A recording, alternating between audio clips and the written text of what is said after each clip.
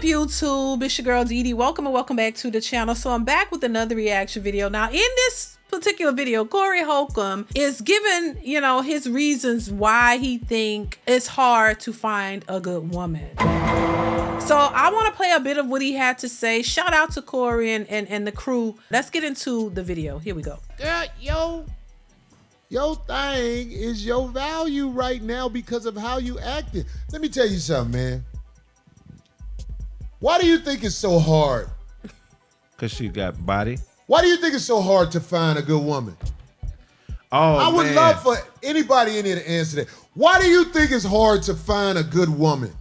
Man, I could give woo-wee. I would love to hear what Dee has to say about it. Me? I don't know about finding a woman.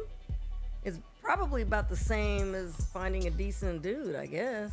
I know what Times the have reason changed. is. Please tell me then, Craig, because Dee copping out. It's science, man. It's called decision-making fatigue.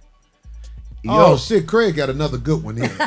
It's called decision-making fatigue? Decision-making fatigue is that. Yeah, I think what he's probably about to say is, women have too many options. It doesn't mean that, it's real options, it's perceived options. Because if there are more women than men, and men are sliding in the DMs. Now we got DMs and social media. A whole bunch of men can just come into your DMs and say Grand Rising Queen and make you feel validated. And these women take that as if they have options, as if these are men who are going to take them seriously for committed relationships or marriage. And a lot of times it doesn't mean that. It just means that based on what you're posting on social media, this is what they're really responding to. If you're showing TNA and they like what they see, then they're going to hit them DMs and see what's up. But it doesn't mean that all of these men are real options for real relationships, real families, and marriage. These men just want either to get in your drawers, have a good time with you and keep it moving because they see something they like physically,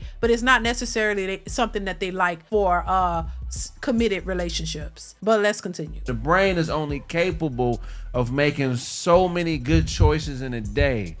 And human beings aren't supposed to be in societies with this many people and this many decisions in front of them. On a daily, we probably make 500-600 decisions and we're not even aware of it. If we were in a different society, we may have 2 women to choose from, 2 jobs to choose from, 2 or 3 real problems that we have to solve on a daily. But us, we hop in our car, we in and out of traffic, we got to solve those problems. We got to find parking spaces. Then we got to figure out what we going to eat. Then we got to figure out what we going to wear. All these are decisions that cause decision-making fatigue. At the turn of the century, most men had 1 pair of jeans, 1 suit, one one to go to the gym in or whatever. A closet would be 4-5 outfits. But as soon as you go to your outfit, you probably got 500 pairs of shoes. I got another 200. It's decision-making fatigue. Humans are destroying their lives and their quality of living because they're making too many decisions on a daily basis. And the internet didn't help. That added to that chaos. So I'm gonna tell y'all something, man. The reason it's hard to find a good woman is because a good woman is somewhere being a good woman. It's simply put like a good woman is somewhere being a good woman. That's why you don't see them in the club half naked, sweated out in the summertime. That's why you don't see them on a podcast or on TV somewhere talking about, let me tell you something. Oh, yeah. That ain't no good woman. That woman for the streets.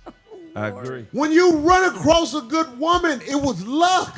You happen to stumble across a good woman. You better try to get her and keep her. It ain't that many of them. Listen, I've heard this before. I've heard men say this exact same thing that, hey, that was luck of the draw, that you found a good woman who's really, there for you and y'all building something together. It's not a popular thing is what I'm hearing, that it's not a slew of good women in modern society is having a hard time finding the type of woman that they want because, quite frankly, men are saying that a lot of these women really don't exist. And the ones that have the potential, they're being persuaded by their modern independent boss chick girlfriends telling them, girl, you shouldn't settle for him.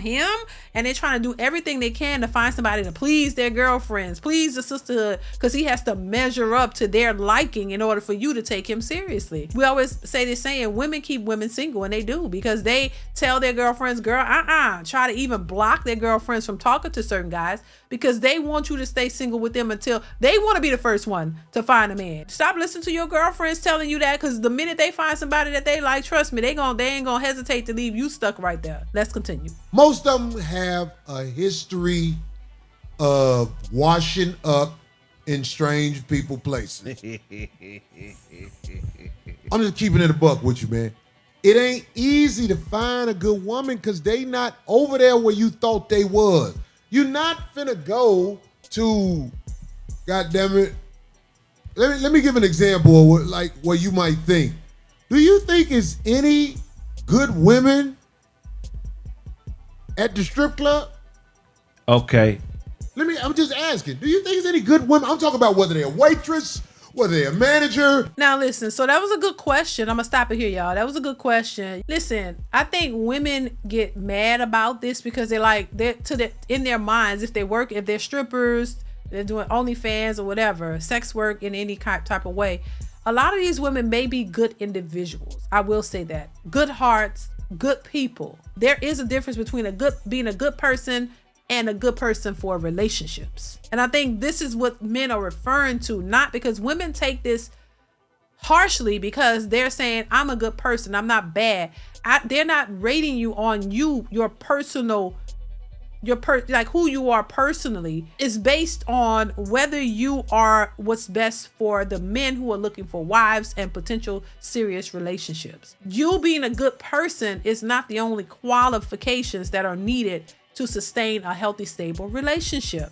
So yes, you could be a good person and all of that, but do you have the skills and do you have what's necessary to be a good woman for a man in a relationship? Because that is different. You have to be able to have certain skills and know how, know something about a man, about men in general, in my opinion at least, and actually know what it is that you want and be willing to work on those things with another person. It's not about getting your way. It's not about a man just fully taking care of you and doing everything that you want. It's about you being able to compromise, being able to work with somebody else, being able to have understanding, being able to communicate your feelings and not just assume things and go run to your girlfriends and tell them what's going on and rely on what they say for you to make the decisions. You got to understand that a relationship is hard work. It's not about a selfish nature. It's about working on things together. That's all it is. It's about being understanding to one another, figuring out how to work through issues. So that's what could make it hard for a lot of these women because they don't realize